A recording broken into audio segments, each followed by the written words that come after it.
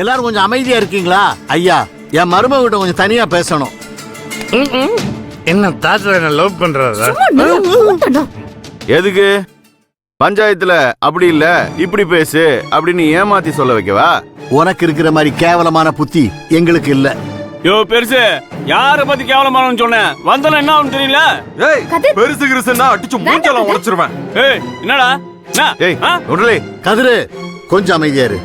பின்ன உங்க முன்னாடி பெருசு கிருசுங்கறான். அட விடுப்பா, பேசட்டுப்பா, பேசட்டும். கதிர் விடுங்க. நீ அமைதியாரு, நான் பேசிக்கிறேன். ஏங்க, அவனை தனியா கூட்டு போனாங்கன்னா ஏதாவது சொல்லி கொடுத்து இந்த பஞ்சாயத்தை குழப்பிடுவாங்க. எதுவா இருந்தாலும் எல்லாரும் முன்னாடி இங்கேயே பேச சொல்லுங்க. இதுல குழப்பி விடுறதுக்கு என்ன இருக்கு? அவங்க என்ன ஊரை விட்டா ஓட போறாங்க? நம்ம கண்ணுக்கு முன்னாடி தானே இருக்காங்க. பேசிட்டு வரட்டும், விடுப்பா. ஐயா சிதம்பரஞ்சா, நீங்க உங்க மருமகளை மட்டும் கூட்டிட்டு போய் பேசிட்டு வாங்க.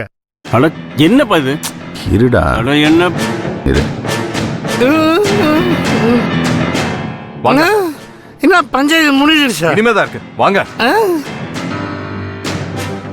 மகேஷ், என்ன மகேஷ் இது? ஒழுங்கா நில்லு. உன்னால எப்பவும் பிரச்சனை தான்ப்பா. நான் என்னடா பண்ணேன்? என்ன பண்ணல? உன்னால இந்த வீட்ல எந்த நல்லதும் நடக்கல.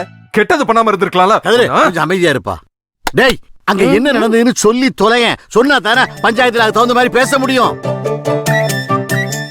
என்னையே ஏன்டா உத்து பாக்குற? என்ன நடந்ததுன்னு சொல்லு. நீங்க ஏன் மாமா பஞ்சாயத்துக்கு வெள்ளை கலர் சுடிதார் போட்டு வந்து? யாரு? நானு.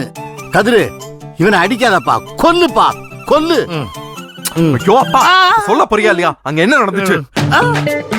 நாங்க 3 பேரு. 3 பேருன்னு 4 பேர்ல காட்டுறேன். சரி, நாங்க 3 பேரும் களத்து மேட்டுக்கு போனோமா?